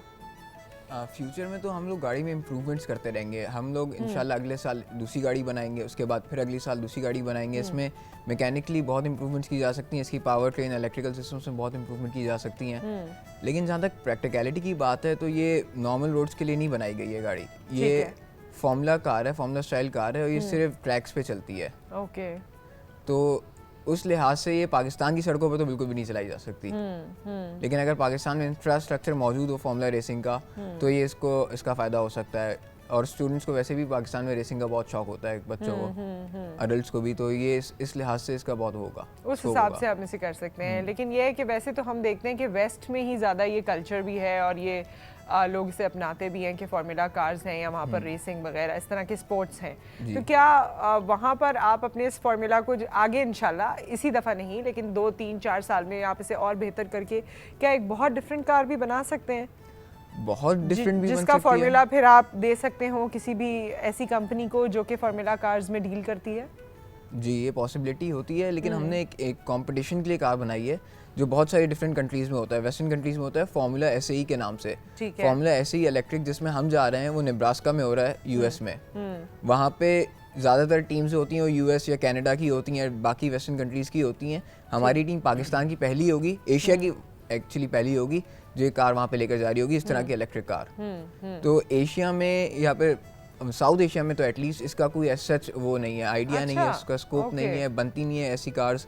और ये पाकिस्तान की बिल्कुल पहली है किसी टीम ने अटेम्प्ट भी नहीं किया है बनाना। अच्छा, ये जो वीडियो आप लोगों का बना था वो बहुत अमेजिंग था क्योंकि उसमें इमोशंस बहुत थे, मुझे बड़ा इमोशनल टच लगा उसमें। और उसमें एक ख़ास पॉइंट था कि जब आपने सब छोड़ दिया और आपने कहा कि शायद नहीं बन सकती, और आप सब जो है कोई इधर कोई उधर कोई उधर कोई उधर बस ऐसे बैठे हुए। तो क्या वाकई ये मोमेंट आप लोगों की ज़िंदगी में आया था? ये मोमेंट हमारे पास आया था on 2 March 2015। 2 March 2015 16 sorry okay 16 हाँ 16 है। हमने जस्ट जो है उस वक्त मोटर की फर्स्ट टाइम टेस्टिंग की थी। हमने एक मोटर मंगवाई थी जो कि ऑलमोस्ट 2 मंथ्स पहले आई थी। उसकी हम टेस्टिंग करके आए थे इस्लामाबाद से। वो मोटर हमने जब आकर यहाँ पर खुद चेक की, हमारे पास पावर बैंक लेट आया था, शिपिंग का थोड़ा सा इसका इशू था। तो जब वो पावर बैंक आया और हमने उस दिन रात को पूरी रात लगाई थी और ऑलमोस्ट सुबह के 5:35 में हमने वो की थी टेस्टिंग। और मिस्टर इमरान मज़ारी इन्होंने थ्रॉटल प्रेस किया था और जैसे ही थ्रॉटल प्रेस हुआ था इतना सा थोड़ा सा धुआं निकला था और सब बंद हो गया था। और उसके बाद तुम लोगों के दिलों में से और कानों में से कितना धुआं निकला? वो दिन हम नहीं भूल सकते थे। अच्छा, क्या हुआ फिर? वो जो मतलब जो बंदा आपने बटन प्रेस करना था, वो लड़के साथ में बैठे हुए थे जो उसको कोड कर रहे थे कंट्रोलर को, और मैं साथ बैठ के उसको बस प्रेस किया, और जो ही प्रेस किया है मोटर थोड़ी सी चली है, उसके बाद जो है बिल्कुल खामोश। अच्छा, सबको तकलीफ हुई होगी लेकिन जिसने प्रेस किया होता ना उसे ज्यादा होती है। सारे मेरी तरफ देख रहे थे ना? मैंने प्रेस सारे किया। देखते पहले उसी की तरफ है कि ये तुम्हारा क्या किया कैसे है जिसकी वजह से हो गया। ये सारे मेरी तरफ देख रहे थे। तो कितनी देर का वो सदमा रहा फिर उसके बाद बस 2-3 दिन तक हम काफ़ी परेशान रहे कि हमने कहा क्या करेंगे, सारे देख रहे थे। मैंने कहा भाई क्या करें, करना तो था, टेस्ट तो करना था। तो उसके बाद बस क्या हल्की सी भी ये फीलिंग उस वक्त आई थी कि शायद दैट इज इट, शायद यहीं तक था? लगा था काफ़ी कि बस एंड हो गया अब सब कुछ। ओके, आपकी टीम की केमिस्ट्री के बारे में भी कुछ सवाल हैं जो मैं आपसे करना चाहूँगी, लेकिन हमारे साथ कॉलर हैं। अस्सलाम वालेकुम शाजिया। शाजिया अस्सलाम वालेकुम। ओह सो सॉरी, दोबारा आप हमें कॉल कीजिए।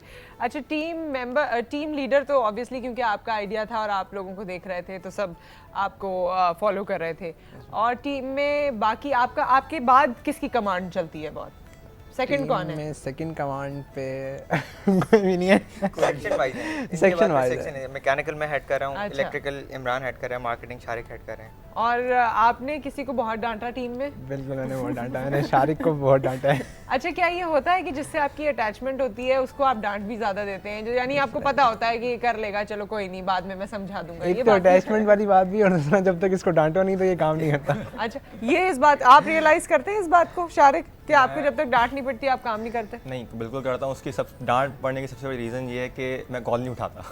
और उस वक्त जो है ना, ये मुझे 6 दफ़ा कॉल कर देंगे, मिस कॉल कर देंगे, सब कर देंगे, मैं कॉल नहीं उठाऊंगा। फिर रात को कॉल करूँगा 11 बजे, हाँ बोले क्या हुआ? तो क्यों नहीं उठाते कॉल?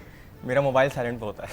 अच्छा, तो 6 कॉल के बाद बंदा 11 बजे से पहले भी देख लेता है कि कितनी कॉल्स आई हैं? इसको 1 साल हो गए इस बात पे कि इसका मोबाइल 1 साल से साइलेंट होता है। एक बात है यहाँ पे, एक बात अप्रिशिएट करने वाली है कि जो इनकी डांटें होती हैं उसी ने आज इस मुकाम में पहुंचाया कि हम यहाँ बैठे हुए हैं। क्या बात है, तो और डांटे सुनने के मूड में आप शायद और मकाम ऊंचा चला जाए। बिल्कुल। बिल्कुल। अच्छा, तो कभी ऐसा फील नहीं हुआ शारिक, आपको हो जाता है कि आप जब काम कर रहे होते हैं प्रेशर सब पे होता है कि भाई मुझे बोलते रहते हो, मैं अकेला ही तुम्हें नजर आता हूँ हर चीज में? नहीं, ये बहुत होता है कभी कभार फील, लेकिन फिर रात में ये फील होता है कि 11 बजे फील होता है कि इसलिए डांटते हैं और वो भरोसा करते हैं इसलिए डांटते हैं। अच्छा। तो ये तो है। वो एक्चुअली सबको डांटते हैं, और जिस दिन नहीं डांटते उस दिन हमें बहुत अजीब फील होता है, लगता है कुछ मसला हो गया कि ये बहुत चुप है कुछ। अच्छा, एक वो कौन है जो हर एडवाइस के देने पर पहले ना बोलता है? नहीं वाला आई थिंक इमरान है थोड़ा सा। हाँ, ये डिसीजंस को एग्री नहीं करता काफी। क्यों नहीं करते? मतलब क्या लगता है कि ये गलत बोल रहे हैं, ऐसी बस हवाओं में ख्यालों में बातें कर रहे हैं? नहीं, वो कुछ चीज़ों में थोड़ा सा इख्तलाफ होता है कि ये चीज़ सही नहीं है, तो मैं अपना थोड़ा पॉइंट ऑफ व्यू देता हूँ कि इस तरह से कर लें, तो उस लिहाज से थोड़ा सा वो नेगेटिव हो जाता है। तो वैसे ओवरऑल मतलब चाहता नहीं हूँ कि ये चीज़ ना हो, लेकिन मैं अपना एक एडवाइस देता हूँ कि इसको इस तरह से कर लें तो ये बेहतर होगा। ओके, ठीक है जी। शाजिया वापस आ गई हैं। अस्सलाम वालेकुम। नाम नुसरत, और बहुत बहुत मुबारकबाद इन सबको मैं देना चाहूँगी। बहुत बहुत प्राउड फील हो रहा है, बहुत अच्छा लगता है मुझे जब पाकिस्तान के जो होनहार तलबा पाकिस्तान का नाम रोशन करते हैं। और मैं इन सबको एक ही बात बोलती हूँ कि पाकिस्तान की जान, पाकिस्तान की शान, पाकिस्तान की मान, ये तमाम तलबा, इन सबको कांग्रेट करूँगी। बहुत अच्छा लग रहा है इन्होंने जो बनाया है, इन सबको मैं बहुत बहुत बेस्ट विशेष दूंगी। इन सबसे एक बात पूछूंगी, क्या चीज़ आपको मोटिवेट करती है बहुत ज़्यादा, जो कि आपको पाकिस्तान का नाम रोशन करने के लिए आगे ही और आगे लेकर जाती है? जरूर जरूर बताइएगा। You all of are you know the hero of Pakistan, we love you. Thank you so much Shazia, और आपकी बात का ये जवाब देंगे लेकिन इस ब्रेक के बाद।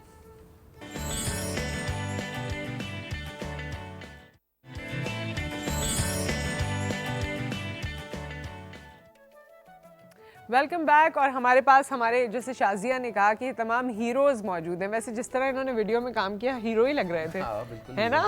पहली झलक में तो जब मैंने वीडियो देखी तो मैं समझी कोई मूवी का ट्रेलर है, क्या है बात क्या है। फिर आगे पता चला कि ओके, बड़ी अच्छी क्वालिटी और बड़े अच्छे तरीके से इमोशनल टच के साथ आपकी ये वीडियो बनी थी। इसको तो आप हर जगह रन करें, फेसबुक पे शेयर करें, एवरीवेयर। ये बड़ी मज़ेदार सी वीडियो है आप लोगों की और मेरे ख्याल में यादगार भी है।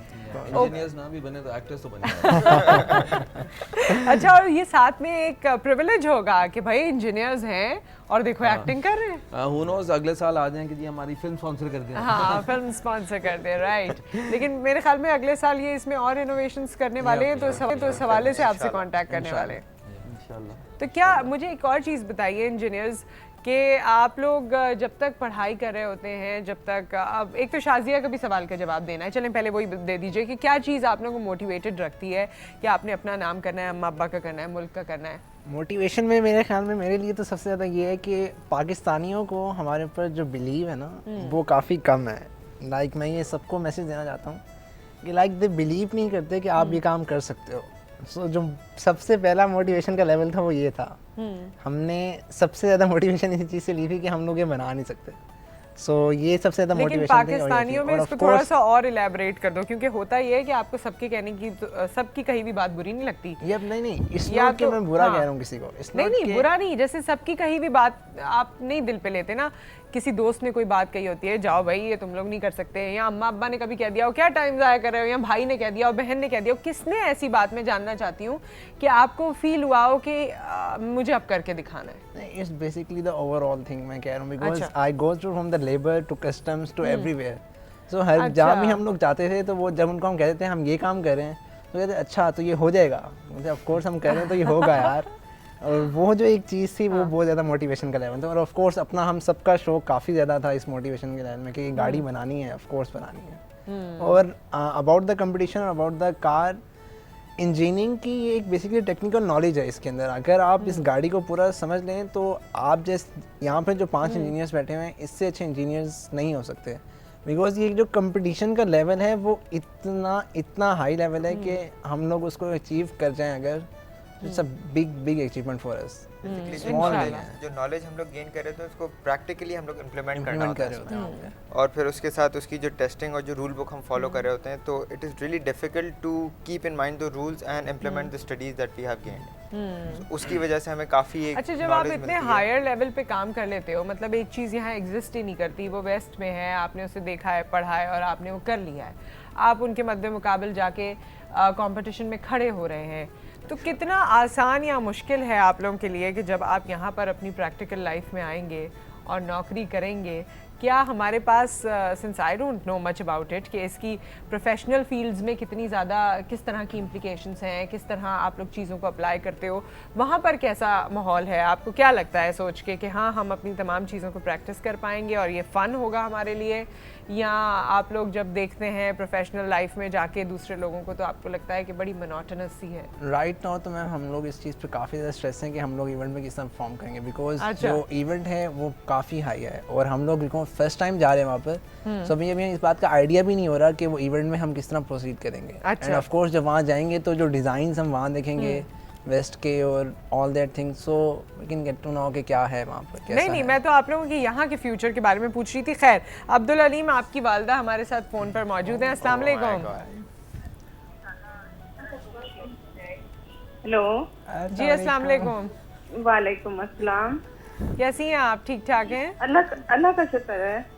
हाँ जी, आपको बहुत मुबारक हो, आपके बच्चों ने और बेटे ने स्पेसिफिकली बड़ा अच्छा काम किया है। हेलो, आपको मेरी आवाज़ आ रही है? हाँ जी, आप आई है। हाँ जी, फरमाइए, क्या कहना चाहती हैं? बस मैं यही कहना चाहूँगी, अल्लाह का शुक्र है मुझे अल्लाह ने ये दिन दिखाया। अल्लाह ताला मेरे बेटे को दिन दुगनी रात दुगनी तरक्की दे। आगे मुस्तकबिल रोशन करें। बिल्कुल, आप इसी तरह दुआ कीजिए इनके लिए, आपकी दुआएं बड़ी ज़रूरी हैं और आप तो बड़ी प्राउड मदर हैं, आपको बहुत मुबारक हो। बल्कि इन सबकी अम्मियाँ जो देख रही हैं, घर वाले देख रहे हैं, आप सबको बहुत मुबारक हो। मुबारक। और कुछ कहना है आपने? बेटा होनहार है अब, आपको लगा? बहुत खुशी हो रही है माशाल्लाह, मैं तो देख रही हूँ, बहुत खुशी हो रही है मुझे, मेरी दुआएं इनके साथ है। और जब सपोर्ट बैंक अल-फलाह की तरफ से हुई तो उनके लिए भी दुआएं निकलती हैं? उनका बहुत बहुत शुक्रिया, थैंक्स उनका, मैं उनको भी बहुत दुआएं देती हूँ। हाँ, ये उनकी तरफ से अम्मियों की दुआएं तो मिल गई। बच्चों में तो पहले ही था, लेकिन सपोर्ट तो उन्होंने किया ना। जी ठीक है, बहुत शुक्रिया उनका भी, बहुत शुक्रिया। थैंक यू सो मच, बहुत बहुत शुक्रिया। अच्छा, ओवरवेल्म्ड हैं बिल्कुल, और माँ बाप को बड़ी खुशी होती है। बहुत अच्छा लगा आपने हमें कॉल किया और हमें बताया। मैं आपसे जानना चाह रही थी कि आप आगे प्रोफेशनल लाइफ में अपनी पाकिस्तान में रहते हुए क्या सोचते हैं? यहाँ की प्रोफेशनल लाइफ में आप लोगों के पास इतने ऑप्शंस हैं कि आप इसी तरह जिद्दत वाला काम करें? सबसे पहली चीज़ कहना तो एक ये है कि पाकिस्तानियों को, स्पेसिफिकली स्टूडेंट्स को, ये रियलाइज़ करना होगा अब वक्त आ गया है कि किताबों के आगे दुनिया है। हाँ बिल्कुल बिल्कुल। फिजिक्स, केमिस्ट्री, मैथ्स किताबों में नहीं मिल सकती। ये आप जब इस तरह काम करते हैं तो देन यू रियलाइज़ के साइंस है क्या। स्कोरिंग हाई मार्क्स सब अच्छा होता है, लेकिन जब तक आप इस तरह के प्रोजेक्ट्स नहीं करेंगे तो आप प्रोफेशनल लाइफ में सक्सेसफुल नहीं हो सकते। बहुत ऐसी एग्जांपल्स हैं कि स्टूडेंट हाई अचीवर होता है लेकिन जॉब नहीं मिलती। उसकी रीज़न यही है कि यू कैन, आप बुक के रट्टे लगा सकते हैं, लेकिन जब असल में जो है काम करने वाला वक्त आता है तो देन यू उधर आपका दिमाग बहुत ज़्यादा ये एक हमें रियलाइज़ करना होगा कि अगर प्रोफेशनलिज्म लाना है तो प्रैक्टिकली हर चीज़ को इम्प्लीमेंट करना ज़रूरी होगा। ठीक है जी, एक कॉलर है हमारे साथ। उसके बाद अली साहब ने हमें ओवरऑल तो बताया इस प्रोजेक्ट के बारे में। आपको भी इनको देख के अपना स्टूडेंट लाइफ याद आती होगी ना?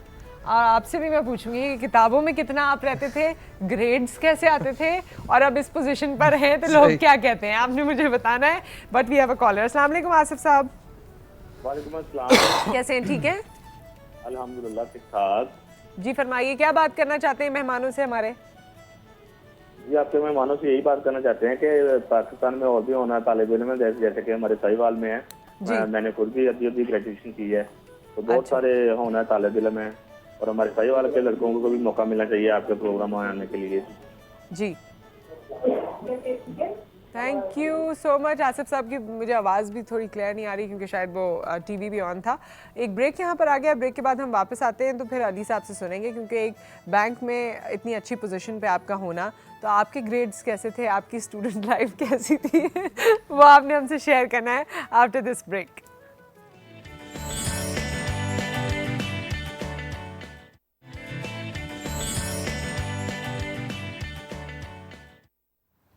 Welcome back. और मैं अभी वैसे अली साहब से हमने सवाल किया था, उस सवाल का जवाब लेंगे, और साथ में मैं बाद में इनसे, अभी मेरे जहन में आया, आपके जहन में भी आया होगा कि इनके साथ कोई लड़की नहीं है। मुझे बड़ी शिद्दत से फीलिंग हुई, तो इसके बारे में भी हम इनसे बात करेंगे। मगर आपके ग्रेड्स तो आज पता चले। मेरे ख्याल है स्कूल तक मेरे ग्रेड्स ठीक थे, क्योंकि मेरी वालदा जो है वो एजुकेशन में थी, तो पिटाई बहुत होती थी। अच्छा। उसके बाद फिर जब वो भी रिटायर हो गई और मैं सीना चौड़ा करके कॉलेज गया कि जी अब तो, उसके बाद काफ़ी बुरा हाल रहा। But then I got to IBA, और वहाँ आई रियलाइज समथिंग कि जी सिर्फ ग्रेड से कोई नहीं फ़र्क पड़ता, आपकी पर्सनैलिटी मैटर्स अ लॉट। तो एक मिनिमम GPA आपको पता था कि इस पे इंटरव्यू कॉल्स आ जाएंगी, इतना तक एम कर लो, बाकी ठीक है। पर ये जो अभी पहले नहीं, इतनी जल्दी हम आपसे बात हटा नहीं रहे। एक और चीज़ मुझे आपके बारे में पता चली, क्या आप बैंकर नहीं होते तो एक्टर होते? अगर मैं बैंकर नहीं होता तो शायद फिल्म मेकर होता, आई एम नॉट श्योर कि एक्टर होता। हाँ, थिएटर किया है लेकिन हाँ आपने। बिल्कुल नहीं, वो जरासीम है मुझ में। थिएटर किया है, अभी एक अच्छा, फिल्म में एक छोटा सा रोल कर रहा हूँ which is kind of fun. तो हाँ, वो जरासीम डेफिनेटली है। हाँ, तो एक्टिंग के भी है ना, क्या रोल है वो एक कर्नल का है। It's not a big one, but वो थोड़ा बहुत एक्सपैंड हुआ है। तो it's an interesting role, war film है। अच्छा। और बड़ा एक इंटेंस सिचुएशन उसके अंदर आती है। ओके। But it's fun. मजा आया आपको? हाँ। फिर आपने सोचा कि हाँ ये भी एक चीज़ है, तो अगर मेरा जिंदगी में दिल चाहा कभी खुदा ना खास्ता कॉर्पोरेट लाइफ में कुछ हो जाए मसला तो अपने सीवी में कुछ और चीज़ें भी हैं डालने को। तो हाँ नहीं वो है, और I guess as a marketeer इस तरह के जर्म्स होते ही हैं आप में तो। और ये शायद होने चाहिए कि आप अपनी फील्ड से हटकर भी दूसरी चीज़ों में दिलचस्पी रखते हो, ताकि आपको अपने काम में भी मज़ा आता है और आप बहुत से उन कामों से रिलेटेड डिसीजन मेकिंग भी करते हैं। एब्सोल्युटली, आपको एक आउटलेट की ज़रूरत होती है। शाम में जब आप साइन आउट करते हैं, you need to have something जिसमें जो you know that takes everything away from. तो वो हमारी टीम में भी एक क्रिकेटर हैं, वो जितनी भी गर्मियों वो वीकेंड पे सारा दिन क्रिकेट खेलते हैं। तो इस तरह के लोगों के इंटरेस्ट हैं। मेरा हाँ हमेशा से आई गेस इस तरफ एक इंक्लिनेशन रहा है, सो दैट रिमेन्स। अच्छा, आज हमारे प्रोग्राम के थ्रू हो सकता है बहुत से और फिल्म मेकर्स जो वैसे आपसे कांटेक्ट करते हैं बैंक के लिए, सपोर्ट के लिए, अब ऐसे भी कांटेक्ट करें कैरेक्टर के लिए, या फिर वो एक डील बना लें कि जी सपोर्ट कर देंगे बट शान को हटाएं, मैं आता हूं। चले देखते हैं, ये तो आगे पता चलेगा कि कैसा रिस्पांस आता है। अच्छा, आप इन लोगों के बारे में भी कुछ बता रहे थे। मैं कह रहा था कि जो उसने बात की बिल्कुल सही बात की है। आई थिंक यूएस से इनोवेशन ज़्यादा इसलिए नज़र आती है क्योंकि ये मार्क ज़करबर्ग जैसे या स्टीव जिनके नाम हम इतने फ़ख्र से लेते हैं, उन्होंने किसी वक्त पे आके किताबें हटा दी साइड से, बल्कि वो तो खैर कॉलेज ड्रॉप आउट उन्होंने कहा जी बिल्कुल। और उसमें कोई बुराई नहीं है क्योंकि वही उन्हीं ड्रॉप आउट्स के लिए हार्वर्ड के MBAs 2-2 लाख डॉलर की नौकरियां कर रहे हैं। पर आई थिंक वो जो रिस्क टेकिंग एबिलिटी है and the ability to think, हमारे साथ मसला है हमारी एजुकेशन का कि हमें सोचने की इजाज़त नहीं होती। तो इस तरह जब ये 5-6 लड़के निकलते हैं जो कहते हैं यार अपना सोचते हैं, that's really where innovation will come out from. और आज का प्रोग्राम मेरे ख्याल में उन तमाम वालिदैन के लिए है। ये बात जो मैंने इनसे भी इनके पर्सनल लाइफ के हवाले से या एकेडमिक्स के हवाले से की, वो इसीलिए की क्योंकि हम बच्चों को बहुत छोटी सी एज से प्रेशराइज करना शुरू कर देते हैं। मैथ्स में इतने ग्रेड नहीं आया, अच्छा इंग्लिश में यूँ नहीं हुआ, ये वाला पेपर ख़राब किया। लेकिन उसके आगे भी जो इन्होंने कहा कि किताबों से आगे भी चीज़ें हैं, तो वो आप लोगों ने अच्छा पैगाम दिया है और प्रैक्टिकली दिया है। अच्छा, जो लड़कियों की बात की थी, भाई बड़ा सुना सुना लगा मुझे, तुम लोग एंटर हुए लड़की नहीं थी कोई, है लेकिन इनकी टीम में लड़कियां हैं, बताओ ना उनके बारे में। हमारी टीम में है 4 लड़कियां हमारी टीम में, बट वो जो हैं अभी एक जूनियर पोस्ट में है। ओके। और ऑफ कोर्स वो फॉर द नेक्स्ट ईयर यहाँ पे बैठी होंगी इंशाल्लाह। आप उनको भी ऐसे डांटते थे जैसे इनको डांटते थे? उनको भी मैं ऐसे ही डांटता हूँ, मैं सबको एक जैसा डांटता हूँ। अच्छा, ये तो मैं खैर उनसे सुनती तो पता चलता ऐसे ही होता था, या आज लग रहा है कि नहीं भाई हमें ही डांटा है जो डांटा है? थोड़ा हमें ज्यादा डांटते हैं। थोड़ा हमें ज्यादा डांटा है। मुझे पता था। देखिए अब saying, जो लड़कियां होती हैं उनको रिस्पेक्ट देनी पड़ती है आपको, वो उनकी रिस्पेक्ट देनी पड़ती है। और अगर अचानक से वो रिएक्शन शो कर दे, रोने लग जाए या कुछ, तो फिर तो टेंशन हो जाती है। फिर आपकी गाड़ी तो एक तरफ है, तो पहले आप उसको सही करें। तो इसलिए उनके उसके ऊपर थोड़ा नॉर्मल रहना पड़ता था। लेकिन ये कि वो भी आपकी टीम का हिस्सा है और आगे, और वो हमारे साथ यूएस भी जा रही हैं। Oh very nice, all the best to all of you, जितने लोग भी इसका हिस्सा हैं। हमारी दुआएं हैं आप लोगों के साथ। रमज़ान में आपका ये कंपटीशन होगा? Yes ma'am, it's 15 to 18 June. 15 to 18 June, okay.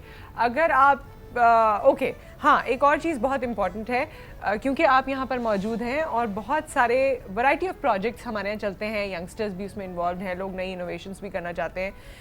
अगर कोई आपको अप्रोच करना चाहता है for something, for any of the projects, तो वो क्या कर सकते हैं? हमें कॉल करें, स्ट्रेंथ ऑफ आइडिया पे हम डिसाइड करेंगे। एरियाज हमारे fashion, film, innovation and sports हैं। फैशन भी है? फैशन पे तो हम पिछले 2 साल से अपना अल्फा राइजिंग टैलेंट अवार्ड हमने शुरू किया हुआ है अपकमिंग डिज़ाइनर्स के लिए। अवार्ड में भी करा, एंड आई थिंक अभी कोई 8 designers have been awarded, 32 have showcased their designs because of it. तो ये जो एरियाज हैं जिससे पाकिस्तान का इमेज और भी बेहतर लगता है, उस पर हम ज़्यादा फोकस करना चाहते हैं। तो अगर किसी के पास कोई अच्छा फिल्म का आइडिया है, वो आइटम नंबर मसाला फिल्म, वो नहीं, उसके लिए मिल जाएंगे आपको। बहुत से बैनर्स हैं, but we are the banner for people जिनका अमूमन लोग देख के कहते हैं यार इसमें तो ना लड़की है ना ये, पता नहीं चलेगी। लेकिन अगर कहानी सही है, there is a message, we are happy to do that. But इस तरह की इनोवेशंस के लिए तो खास तौर पर they should call us. And अच्छा, कॉल का आप कह रहे हैं, लेकिन कॉल किस नंबर पे या ईमेल किस जगह, क्या तरीका है? दैट्स द थिंग, वो वी वुड लाइक कि वो जिस तरह ये ढूंढ के हमें आए, ओह ढूंढ के आए, I mean, we'd like to see that effort. ये मैं पता नहीं, मेरे ख्याल से लिंक्डइन पे गए और मरियम आगा को इन्होंने प्रोफाइल निकाला और वहाँ से नंबर निकाला। And that's good. मरियम आगा तक तो इन्होंने पहुंचा दिया आपको, तो उनका ही प्रोफाइल निकालिए मेरे ख्याल में मरियम आगा की प्रोफाइल वो है उस्मान कैसे, there are lots of people, मेरा निकालने बेशक अगर अपडेटेड हो, आई होप, बट या it's very easy to call bank Alfalah. मतलब आप अब तो गूगल है, आप टाइप करें नंबर भी आ जाएगा। क्योंकि लोग इस बात पे थोड़ा कंफ्यूज होते हैं ना कि ब्रांचेस हैं, पता नहीं हेड ऑफिस डील करता होगा, ब्रांच डील करती होगी, हमारी बात सही तरह से आगे पहुंचाई जाएगी नहीं जाएगी, ये छोटे छोटे कंसर्न्स होते हैं। खैर, thank you so very much, आप लोग यहाँ मौजूद रहे, all the best to you once again. और ये जो सबने रेड टाई लगाई है, ये बैंक अल-फलाह की वजह से लगाई है। अगर कहीं हमने ये मिस किया और आपको नहीं बताया तो ये इनके, क्योंकि लोगों का कलर है, लोगों में ये कलर है जो इनके सूट्स में भी सब में लगा हुआ है, तो यही आज कैरी कर रहे हैं। और जिस तरह आप लोग खुशी से आज यहाँ आए, हमारी दुआ है कि आप लोग इसी तरह आगे भी सुरखरू हो। आप सब अपना ख्याल रखिए, हमें दुआओं में याद रखिए, इन सबको भी दुआओं में याद रखिए। आपसे फिर मुलाकात करेंगे। टेक केयर, अल्लाह हाफ़िज़।